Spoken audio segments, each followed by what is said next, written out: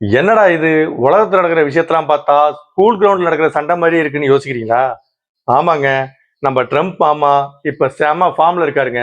இன்னைக்கு அதை பத்தி தான் வீடியோல பார்க்க போறோம். நான் உங்க தவசி 2.0. நம்ம ட்ரம்ப் மாமா எக்ஸலத்துல ஈரானை பார்த்து என்ன கேட்டிருக்காருன்னா, ஒழுங்கா எங்க கூட அணுசக்தி டீல் ஒப்பந்தம் போட்டுக்க. இல்லைன்னா உங்க நாட்டுல இருக்கிற பிரிட்ஜி பவர் பிளான்ட் அப்புறம் அடிச்சு தூக்கிடுவேன்னு சொல்லியிருக்காரு. இத பார்த்தா ஒழுங்கா ஹோம்ஒர்க் பண்ணலன்னா உன்னோட ஜாமெட்ரி பாக்ஸை உடைச்சிருவேன்னு கிளாஸ் லீடர் சொல்றது போல இருக்குங்க. ஆனா ஈரான் என்ன பண்றாங்கன்னா ஹார்முஸ் ஜலசந்தி வந்த பிரிட்டன் பிரான்ஸ் கப்பல் மேல ரிசூம் பண்ணிருக்காங்களாங்க. இதுக்கு ட்ரம்ப் என்ன சொல்றாருன்னா, எப்பா நீ ஹார்முஸ் ஜலசந்தியை மூடிக்க, எனக்கு ஒன்றும் நஷ்டம் இல்லை, உனக்கு தான் ஒரு நாளைக்கு $500 மில்லியன் கோவிந்தான்னு சொல்லியிருக்காருங்க.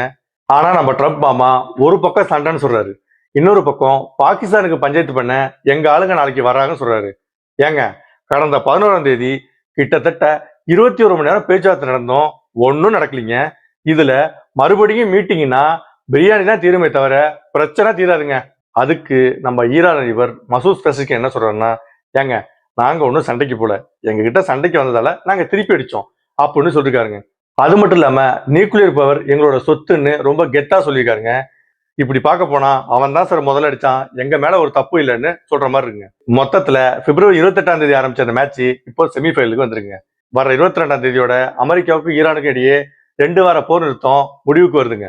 அதுக்குள்ள 2 பேரும் சமாதானம் ஆவாங்களா இல்ல பட்டாசு வெடிக்குதான்னு பொறுத்து இருந்து பார்ப்போம். இந்த பஞ்சாயத்துல உங்களுக்கு யார் பக்கம் நியாயம் இருக்குன்னு தோணுது? ட்ரம்ப் மாமாவா இல்ல ஈரான் அண்ணனான்னு கமெண்ட்ல சொல்லுங்க, பார்ப்போம்.